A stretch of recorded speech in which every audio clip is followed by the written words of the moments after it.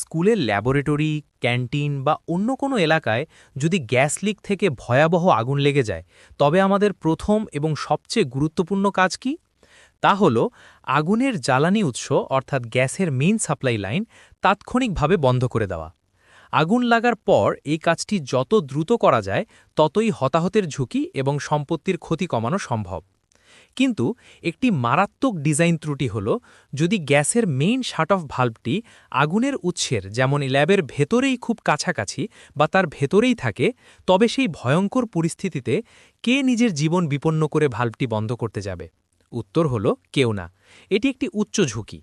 এই কারণেই Bangladesh national building code এই বিষয়টিকে সর্বোচ্চ গুরুত্ব দিয়ে ম্যান্ডেটরি করেছে যে গ্যাসের মেইন শাট অফ ভাল্ব বা চাবি অবশ্যই ভবনের অভ্যন্তর থেকে দূরে সম্পূর্ণ নিরাপদ এবং সহজে প্রবেশযোগ্য একটি স্থানে স্থাপন করতে হবে।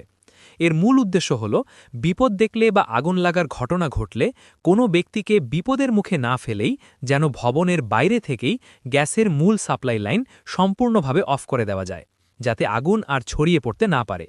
গ্যাস লাইন বন্ধ হওয়া মানেই আগুনের একটি প্রধান জ্বালানি উৎসকে নিভিয়ে দেওয়া। ইঞ্জিনিয়ারগণ, আপনি হয়তো বিএনবিসি কোড মেনে ভাল্বটিকে ভবনের বাইরে স্থাপন করলেন, কিন্তু কাজটি কি এখানেই শেষ? মোটেই না। ধরুন আপনি ভাল্বটি এমন একটি সরু চিপায়, ঘন ঝোপের আড়ালে, একটি তালা দেওয়া স্টোর রুমের ভেতরে বা কোনো আবর্জনার স্তূপের পেছনে দিলেন যে জরুরি মুহূর্তে কেউ খুঁজেই পেল না, তাহলে কোড মেনে চলার আসল উদ্দেশ্যটি ব্যর্থ হল।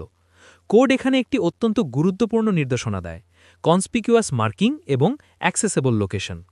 ১. কনসপিকিউয়াস মার্কিং বা স্পষ্ট ও চোখে পড়ার মতো চিহ্নিতকরণ। এর মানে হল ভাল্বটি যেখানেই স্থাপিত হোক না কেন, সেটিকে এমনভাবে চিহ্নিত করতে হবে যেন দূর থেকেও সেটি নজরে আসে। বড় করে উজ্জ্বল রঙে একটি সাইনবোর্ড বা নির্দেশক তীর চিহ্ন দিয়ে স্পষ্টভাবে দেখিয়ে দিতে হবে, গ্যাসের মেইন শাট অফ ভাল্ব এখানে, gas main shut of valve. এই চিহ্নটি রাতেও যেন সহজে বোঝা যায়, তার জন্য প্রতিফলক বা রিফ্লেকটিভ উপাদান ব্যবহার করা আবশ্যক হতে পারে। ২. অ্যাক্সেসেবল লোকেশন বা সহজে প্রবেশগম্য স্থান। ভাল্বটি অবশ্যই এমন স্থানে থাকতে হবে যেখানে জরুরি পরিস্থিতিতে, যেমন ভূমিকম্প বা আগুনের পরেও, দ্রুত পৌঁছানো যায় এবং এটি ব্যবহার করার জন্য কোনো সরঞ্জাম যেমন মই বা চাবিতালা ব্যবহার করতে না হয়। ফায়ার ফাইটার বা স্কুলের জরুরি কর্মীরা যেন এসে এক নজরেই এটি খুঁজে পায় এবং কোনো বাধা ছাড়াই তা অবিলম্বে ব্যবহার করতে পারে। এর মানে ভাল্বের চারপাশে যেন কোনো আবর্জনা, সরঞ্জাম বা অন্য কোনো জিনিসপত্র স্তূপ করে রাখা না হয়। নিরাপত্তার এই দিকটি নিশ্চিত করা আমাদের সকলের দায়িত্ব।